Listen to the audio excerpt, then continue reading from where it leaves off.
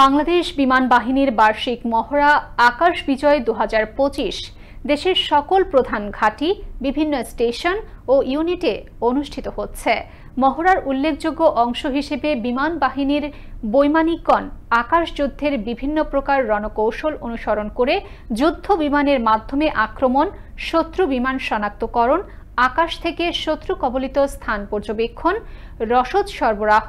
সৈন্য ও যুদ্ধাস্ত্র স্থানান্তর, special operation, অনুসন্ধান ও উদ্ধার সহ সকল ধরনের অপারেশন পরিচালনা করছে। মহড়ার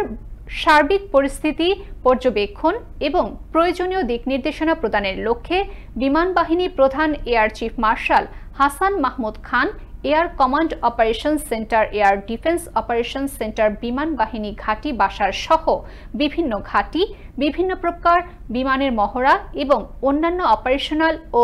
মেইনটেনেন্স কার্যক্রম সরেজমিনে পরিদর্শন করেন।